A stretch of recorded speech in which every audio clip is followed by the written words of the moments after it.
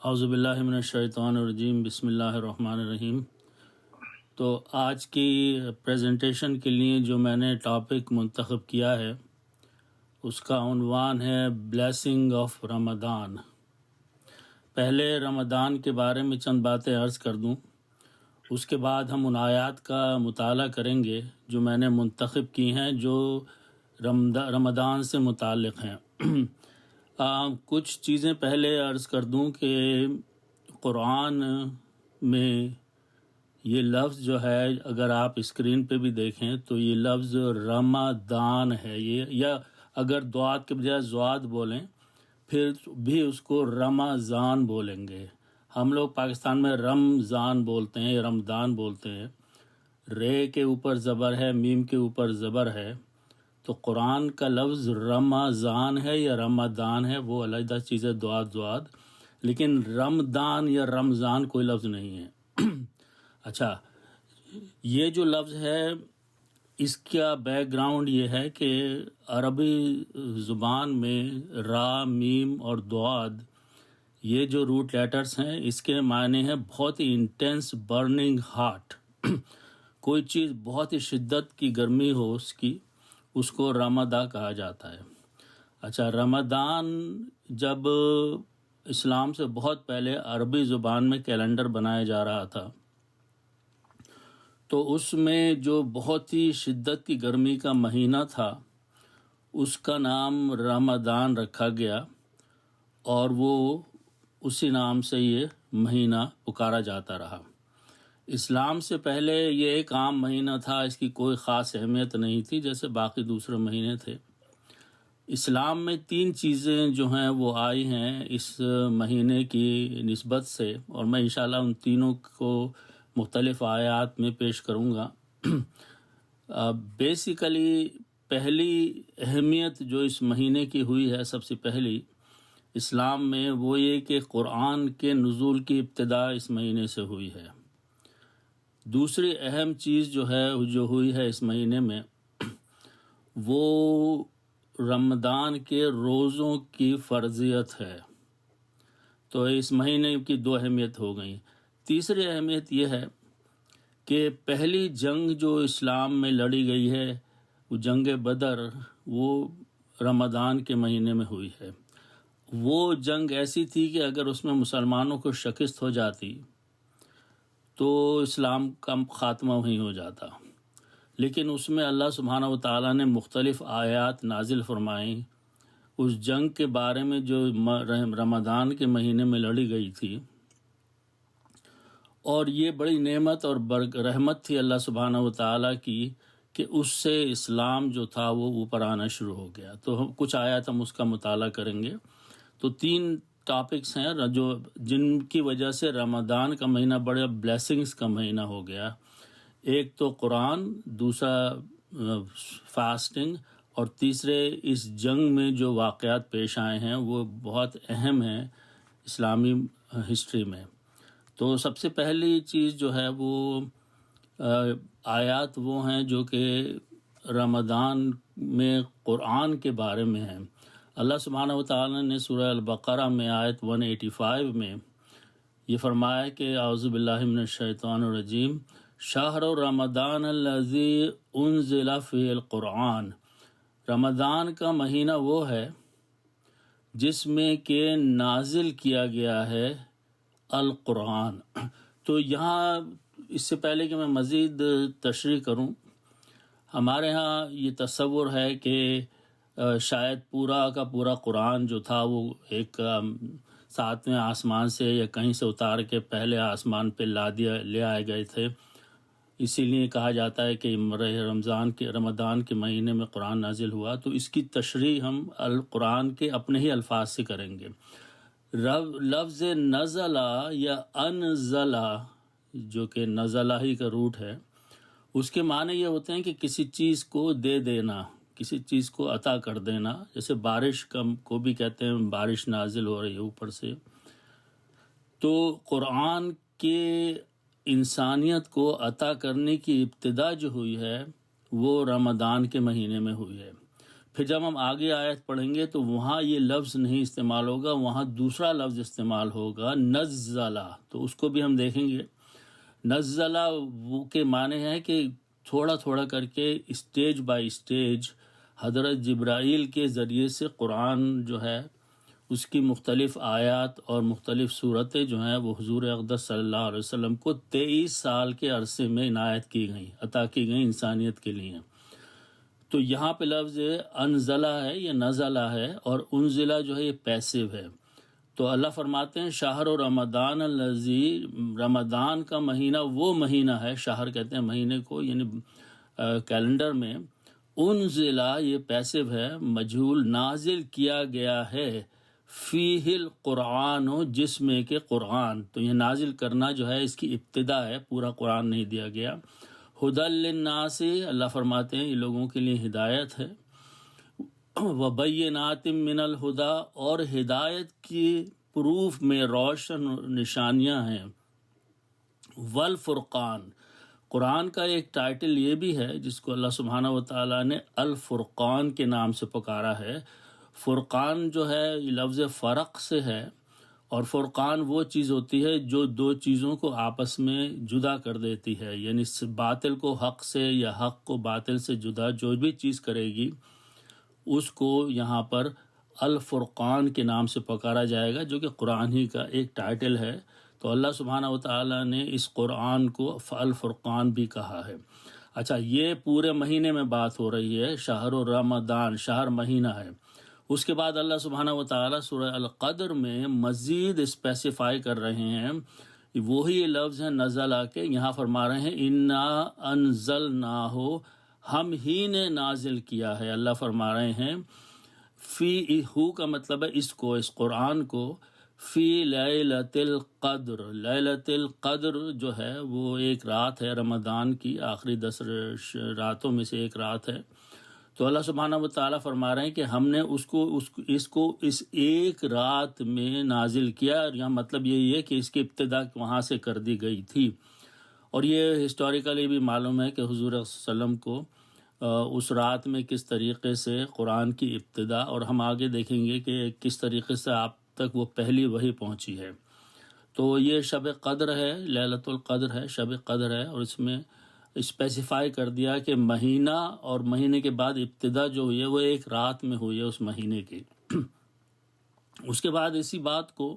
سورہ دخان میں اللہ سبحانہ و تعالیٰ نے دہرایا ہے، اور یہاں پہ اس رات کو ایک دوسرا نام دیا ہے۔ اللہ سبحانہ و تعالیٰ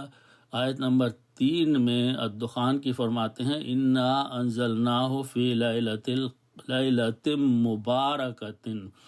الفاظ وہی ہیں، ہم نے نازل کیا ہے اس کو یقیناً، لیکن یہاں لیل رات جو ہے اس کو اللہ سبحانہ و تعالیٰ نے مبارک رات کہا ہے، اوپر قدر کی رات کہا ہے،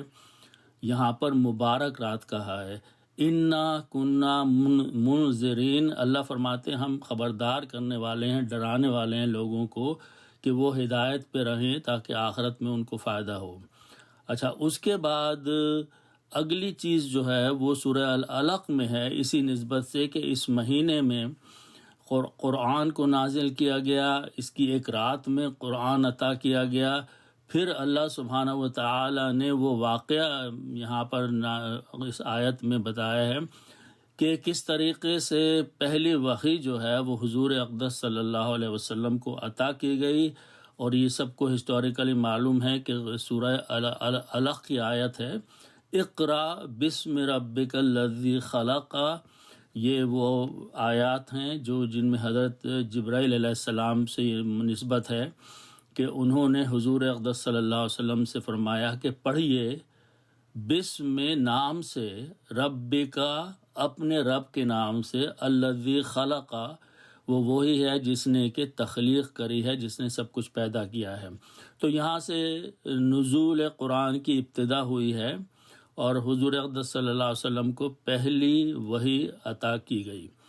اس کے بعد مزید سورہ النحل میں مزید یہ بتایا گیا کہ یہ اصل میں یہ قرآن کس کے ذریعے سے عطا کیا گیا ہے۔ اچھا، یہاں پر غور کیجئے، اللہ سبحانہ وتعالیٰ فرماتے ہیں قُلْ نَزَّلَهُ روح القدس، روح القدس جو ہے یہ حضرت جبرائیل علیہ السلام کا ٹائٹل ہے۔ اچھا، یہاں پر اللہ تعالیٰ فرما رہے ہیں قل، کہہ دیجئے، آسم سے فرما رہے ہیں نزلہ، دیکھیے یہاں لفظ بدل گیا، اب تک انزلہ کا لفظ استعمال ہو رہا تھا، اب یہ نزلہ کا لفظ بدل گیا ہے۔ ان دونوں الفاظ میں فرق یہ ہے کہ نزلہ کے لٹرل معنی یہ ہیں کہ کسی چیز کو اسٹیج بائی اسٹیج تھوڑا تھوڑا کر کے عطا کرنا، تو نزلہ اس کو تھوڑا تھوڑا کر کے اسٹیج بائی اسٹیج تھوڑی تھوڑی کوانٹٹی میں نازل کیا ہے روح القدس کے ذریعے سے، یعنی جبرائیل علیہ السلام قرآن کی مختلف آیات لے کر آپ کے پاس تشریف لائے، آپ کے سامنے پڑھیں، اللہ سبحانہ و تعالیٰ نے ان کو محفوظ کر دیا حضور اقدس صلی اللہ علیہ وسلم کے ذہن میں، اور انہوں نے جا کے امت کے لوگوں کو وہ آیتیں پڑھ کے سنا دیں۔ مر رب کا، یعنی یہ کہ یہ تیرے رب کی طرف سے ہے، یہ کسی روح القدس نے خود نہیں بنا لیا ہے، جو بھی کچھ اللہ سبحانہ و تعالیٰ کو نازل فرمانا تھا وہ انہوں نے روح القدس کے حوالے کیا، انہوں نے آ کے حضور اقدس صلی اللہ علیہ وسلم پر وحی نازل فرمائی بالحق، یہ بالکل حق کے ساتھ ہے، اس میں شبہ کرنے کی کوئی گنجائش نہیں ہے۔ دو طریقے سے اس ایک پوائنٹ اور ہو جائے کہ یہ قرآن جو ہے یہ اس رمضان کے مہینے میں تو اس کا نزول شروع ہوا، لیکن 23 سال تک یہ نزول جاری رہا، اور جب بھی حضرت جبرائیل آپ کے پاس تشریف لائے، دو طریقوں میں سے ایک طریقے سے قرآن کو منتقل کیا ہے، یا تو انہوں نے پڑھ کے سنایا ہے اور حضور اقدس صلی اللہ علیہ وسلم کے ذہن میں وہ محفوظ کر دیا گیا، یا پھر انہوں نے ڈائریکٹ آپ کے دل پہ اتار دیا اور وہی اس طریقے سے محفوظ کر دی گئی۔ اچھا، اس کے بعد ہم چلتے ہیں سورہ الزخرف میں، اللہ سبحانہ و تعالیٰ نے اس قرآن کو جو کہ رمضان کے مہینے میں جس کی ابتدا ہوئی ہے اس کے بارے میں فرمایا انا جعلناہ قرآنا عربیا لعلکم تعقلون، ہم نے بنا دیا اس قرآن کو عربی زبان میں، اس لیے کہ اس علاقے میں عربی زبان بولی جا رہی تھی، تو لعلکم تعقلون، تاکہ تم سمجھ سکو اس بات کو۔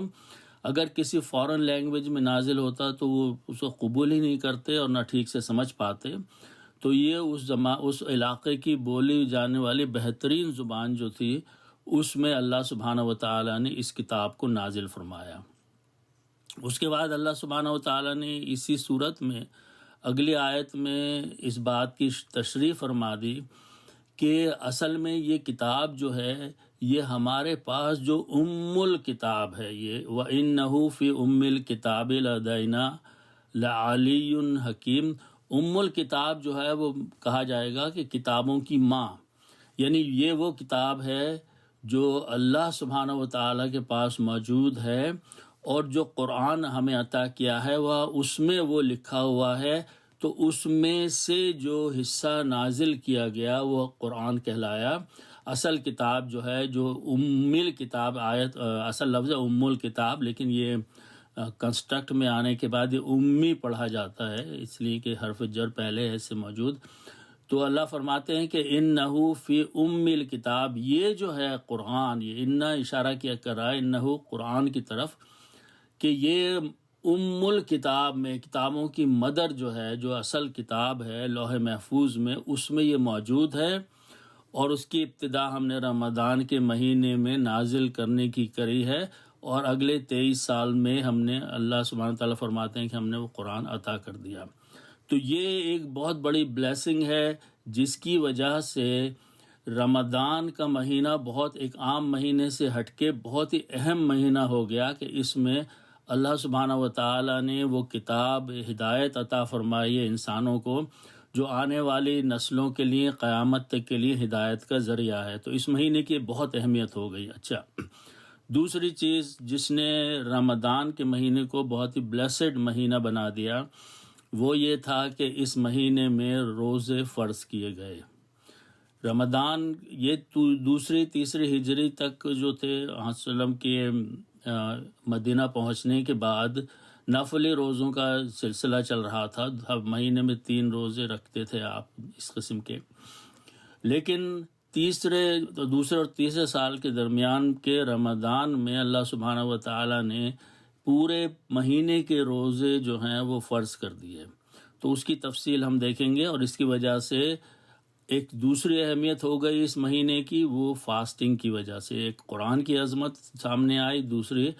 اللہ سبحانہ و تعالیٰ سورہ البقرہ میں فرماتے ہیں یا ایھا الذین آمنو، اے وہ لوگو جو ایمان لائے، کتبہ علیکم الصیام، تم پر فرض کر دیا گیا. یہ کتبہ جو ہے یہ مجہول کا صیغہ ہے، تم پر لکھ دیا گیا، تم پر فرض کر دیا گیا. علیکم جمع کا صیغہ ہے، تم سب پر جو بھی ایمان والے ہیں کیا کر دیا گیا؟ الصیام، صیام صومہ سے ہے، اس کا مطلب ہے فاسٹنگ. کیسے؟ اللہ نے فرمایا کہ یہ تمہارے ہی ساتھ معاملہ نہیں ہے، کما کتبہ، جیسے کہ فرض کیا گیا تھا، علی الذین من قبلکم لعلکم تتقون، ان لوگوں پہ جو تم سے پہلے امتیں گزر چکی ہیں، ان پر بھی روزے رکھنے فرض کر دیے گئے تھے. ان کا طریقہ مختلف تھا. لعلکم تتقون، تاکہ تم تقوی اختیار کر سکو. تو یہ دوسری نعمت ہے اللہ سبحانہ و تعالیٰ نے عطا کی. صلاۃ جو تھی وہ بھی سارے امتوں پہ فرض تھی مختلف طریقے سے، اور روزہ رکھنا بھی مختلف امتوں پر پہلے فرض تھا مختلف طریقے سے. تو اللہ سبحانہ و تعالیٰ نے اب یہ دوسرا انعام عطا کیا. پہلا انعام جو تھا وہ قرآن کا تھا، اس مہینے میں ابتدا کی گئی قرآن کے نزول کی، اور دوسرا انعام اللہ سبحانہ و تعالیٰ نے بلیسنگ جو ہے وہ روزوں کے ذریعے دوسری اور تیسری ہجری کے درمیان میں امت کو عطا فرمائی. اچھا، اب اس کے بعد اللہ سبحانہ و تعالیٰ سورہ البقرہ میں فرماتے ہیں ایام معدودات، یہ دن ہے، یوم کی جمع ہے ایام، معدودات جو کہ گنے جا سکتے ہیں، چند ہیں گنتی کے دن، ان کی تعداد جو ہے وہ رمضان کے مہینوں میں فکس کر دی گئی ہے. پھر اللہ فرماتے ہیں، مزید تفصیل فرماتے ہیں، فمن شہدہ، جو بھی تم میں کوئی موجود ہو، یعنی ایمان لانے کے بعد، منکم، تم لوگوں میں سے، ایمان والوں میں سے، منکم الشہر، اس مہینے میں موجود ہو، یعنی وہ حیات ہو اور صحت مند ہو، تو اس کے لیے ایک لفظ استعمال کیا ہے اللہ سبحانہ و تعالیٰ نے، فل یسم ہو. اچھا، اس لفظ کی میں تشریح کر دوں تھوڑا. یسم تو ہے یہ صوم سے ہے، صوم کا مطلب ہے روزہ رکھنا، یسم کا مطلب ہے وہ روزہ رکھے. اچھا، یہ پہلا لیٹر جو ہے اس لفظ کا فا ہے، تاکہ یا سو یا دیٹ. اچھا، اس کے بعد جو لام ہے یہ لام توکید ہے یا لام قسمیہ ہے. اس لام کے اس جملے میں اور اس لفظ میں لانے کا مقصد یہ ہے کہ خالی یہ مشورہ نہیں ہے کہ وہ روزہ رکھے، بلکہ یہ ضروری کر دیا گیا. مسٹ، لام توکید کا مطلب ہوتا ہے مسٹ کر دی گئی کوئی چیز کہ وہ روزے رکھے. تو اللہ نے فرمایا کہ جو بھی اس مہینے میں موجود ہو اس کے لیے یہ لازم ہے. لفظ لازم جو ہے یہ لام توکید کی وجہ سے آیا ہے کہ وہ اس مہینے میں روزے رکھے. تو یہ اللہ سبحانہ و تعالیٰ نے ایمان لانے کے بعد یہ فرض کر دی بات. اس کے بعد اللہ سبحانہ و تعالیٰ نے ایک آپشن دی ہے، ایک چوائس دیا ہے اس شکل میں کہ اگر کسی کی طبیعت ٹھیک نہیں ہے، بیمار ہے یا سفر میں ہے، تو اس کے بارے میں یہاں اجازت دی ہے، ومن کان مریضن، اور جو کوئی مریض ہو، بیمار ہو، اولا سفرن، یا سفر کی حالت میں ہو، فعدۃ من ایام، اس کے بعد فرمایا کہ اس کا شمار پورا کر لے دوسرے دنوں میں. یعنی جو روزے چھوٹ گئے ہیں بیماری کی وجہ سے یا سفر کی وجہ سے، اللہ نے یہاں اجازت دی ہے. بعض لوگ سفر کے دوران روزہ رکھنے کی کوشش کرتے ہیں، جب اللہ نے اجازت دی ہے تو اس کو استعمال کرنا چاہیے، اور سفر کے ختم ہونے کے بعد رمضان کے بعد جتنے بھی روزے مس ہو گئے ان کو پورا کر لینا چاہیے. اللہ فرماتے ہیں یرید اللہ بکم الیسر، اللہ چاہتا ہے، اللہ کا ارادہ یہ ہے، یرید ارادے سے ہے، تمہارے ساتھ وہ آسانی کریں. یسر جو ہے وہ آسانی سے ہے. ولا یرید بکم العسر، اور وہ نہیں چاہتا کہ تمہارے اوپر سختی ہو، تنگی ڈالی جائے. تمہیں اجازت دی ہے روزے کو مؤخر کرنے کی بیماری کی وجہ سے یا سفر کی وجہ سے، تو اس اجازت کو استعمال کرو، آسانی پیش کر دی گئی ہے۔ اس کے بعد اللہ سبحانہ و تعالیٰ فرماتے ہیں کہ وَلِتُكْمِلُوا الْعِدَّةَ، تو تم اپنی گنتی پوری کر لو۔ اگر پورے مہینے رمضان میں نہیں رکھ سکے تو جو بعد میں رکھنے کے بعد اگر صحت کی حالت میں ہو تو وہ گنتی پوری کر لو۔ تکمیل سے ہے پورا کرنا، عدت جو کاؤنٹ ہے۔ وَلِتُكَبِّرُوا اللَّهَ، اور اللہ کی تکبیر بیان کرو، عَلَىٰ مَا هَدَاكُمْ، اس بات پہ کہ اس نے تمہیں ہدایت دی ہے، وَلَعَلَّكُمْ تَشْكُرُونَ، تاکہ تم اللہ کا شکر ادا کر سکو۔ اچھا، اس کے بعد کچھ چیزیں اور بھی ہیں جو اللہ سبحانہ و تعالیٰ نے ان آیات کے سلسلے میں نازل فرمائی ہیں، وہاں میں ان کی تشریح کرنا ضروری ہے، کیونکہ یہ مہینہ جو ہے یہ برکت والا مہینہ ہے اور یہ قریب آ رہا ہے۔ تو اس میں ایک واقعہ یہ ہو رہا تھا کہ اللہ سبحانہ و تعالیٰ نے اس مہینے کی جب عظمت بیان کی تو جو صحابہ کرام تھے وہ دن میں روزے رکھ رہے تھے، لیکن اس رمضان کے مہینے کی راتوں میں اگر وہ اپنا وقت اپنی زوجہ کے ساتھ گزارتے تھے تو وہ گلٹی فیل کرتے تھے کہ کہیں ایسا تو نہیں ہے کہ یہ برکت والا مہینہ ہے اور اس کی راتوں میں بھی ہم اس قسم کی دنیاوی لذتیں اٹھا رہے ہیں اپنے گھر فیملی کے ساتھ۔ تو اس پر اللہ سبحانہ و تعالیٰ نے آیت نمبر 187 نازل فرمائی، اور اس میں یہ فرمایا گیا کہ احل لکم، تم پر حلال کر دیا گیا، تمہارے پر جائز کر دیا گیا، لیلۃ الصیام، مہینے روزے رکھنے والے مہینے کی راتوں میں، الرفث الی نسائکم، رفثہ کہتے ہیں جانا عورتوں کے پاس، اپنی عورتوں کے پاس جانا جو ہے وہ جائز کر دیا گیا ہے، حلال کر دیا گیا، تم اس کو برا نہیں سمجھو۔ دن کے اوقات میں روزہ رکھو، کھانے پینے سے پرہیز کرو، لیکن رات میں تمہیں اجازت دی گئی ہے کہ اس کو جس طریقے سے دوسرے مہینوں میں اپنے وقت گزارتے ہو ایسے ہی وقت گزارو راتوں میں۔ اس کے بعد اللہ سبحانہ و تعالیٰ نے اوقات جو ہیں وہ بتائے ہیں روزے کے۔ اچھا، اللہ فرماتے ہیں آیت نمبر 187 میں، کلو وشربو، کھاؤ اور پیو، یہ سحری کا وقت بتایا جا رہا ہے، حتیٰ کھاتے رہو پیتے رہو، حتیٰ یہاں تک کہ یتبین ظاہر ہو جائے، بین ہو جائے، لکم تمہارے لیے یعنی تمہاری نظر کے سامنے، الخیط الابید من الخیط الاسود، خیط کہتے ہیں دھاگے کو، اور ابیض کہتے ہیں سفید کو، اور اسود کہتے ہیں کالے کو۔ تو رات کا اندھیرا ہے، ابھی صبح طلوع نہیں ہوئی ہے، تو دو طریقے یہاں بتائے ہیں اس بڑی عمدہ طریقے سے کہ اگر چونکہ اس زمانے میں گھڑیاں نہیں ہوتی تھی تو کس وقت سحری کھانا بند کی جائے، تو اللہ نے فرمایا کہ ابھی رات کا اندھیرا باقی ہے، اور تم یہ نوٹ کرو کہ ایک سفید دھاگا ہے اور ایک سیاہ دھاگا ہے، اگر ان میں دونوں میں تم تمیز کر سکو ان کے رنگوں میں، کیونکہ رات کی تاریکی میں تو کالا دھاگا تو کالا ہی نظر آئے گا اور سفید بھی کالا ہی نظر آئے گا، لیکن جیسے ہی روشنی ہونا شروع ہو اس کو تمیز کر سکو تو وہاں اس وقت کھانا روک دو، من الفجر، فجر کے وقت پہ، طلوع کے وقت پہ۔ اس سے ایک اور اچھے طریقہ یہ ہے کہ اگر آپ شہر میں نہیں رہتے اور شہر کے باہر کے علاقے میں ہیں تو اگر آپ آسمان کی طرف دیکھیں اس وقت جبکہ فجر کا وقت ہونے والا ہے، رات کی تاریکی ختم ہو رہی ہے، تو آپ ایک ایسی دھاری نظر آئے گی کہ جیسے کسی نے سفید چاک لے کے اور بلیک سلیٹ کے اوپر ایک لائن ڈال دی ہے، تو وہاں پر پو پھٹنا شروع ہونے کا وقت ہوتا ہے، وہ وقت ہے روزے کے شروع ہونے کا اور سحری کے ختم ہونے کا۔ پھر اللہ نے فرمایا ثم اتم الصیام الی اللیل، پھر اپنے روزے کو پورا کر لو، تمام کر لو، الی اللیل، رات کے وقت تک۔ یہاں پر ایک بڑی دلچسپ چیز جو ہے اس پہ غور کرنے کی ہے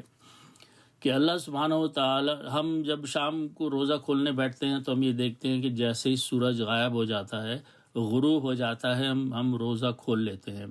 اللہ نے الی الغروب کا لفظ استعمال نہیں کیا، الی اللیل کا لفظ استعمال کیا ہے۔ رات وہ ہوتی ہے جس میں تھوڑی سی تاریکی آ جاتی ہے، تو اللہ نے فرمایا اس روزے کو پورا کرو الی اللیل۔ اس کے بعد اللہ سبحانہ و تعالیٰ نے ایک اور چیز حکم نازل فرمایا ہے کہ جب تم مسجد میں اعتکاف میں بیٹھ جاؤ تو اس وقت پھر تمہیں اپنی بیویوں کے پاس جانے کی اجازت نہیں ہے، چاہے وہ دن کا وقت ہو چاہے رات کا وقت ہو۔ ولا تباشروہن، اور مت مباشرت کرو، وانتم عاکفون فی المساجد، جبکہ تم عاکف جو ہے اعتکاف سے بنا ہے، تم اعتکاف کر رہے ہو مسجدوں میں، یعنی مسجد میں جا کے آپ نے آخر کے چند دنوں میں لوگ کرتے ہیں اعتکاف، تو اس وقت میں اپنی مباشرت سے پرہیز کرو۔ تو یہ سارے احکامات ہیں جو کہ رمضان کے بارے میں اللہ سبحانہ و تعالیٰ نے نازل فرمائے ہیں۔ اور اس کے بعد اللہ سبحانہ و تعالیٰ نے سورہ الاحزاب میں تعریف فرمائی ہے ان لوگوں کی، ان مردوں کی علیحدہ سے اور عورتوں کی علیحدہ سے جو روزہ رکھنے والے ہیں۔ والصائمین، یہ جمع ہے روزہ رکھنے والے مردوں کی، والصائمات، اور یہ جمع ہے روزہ رکھنے والی عورتوں کی۔ اعد اللہ نے وعدہ کر رکھا ہے، اللہ نے تیار کر رکھا ہے، لہم، ان کے لیے،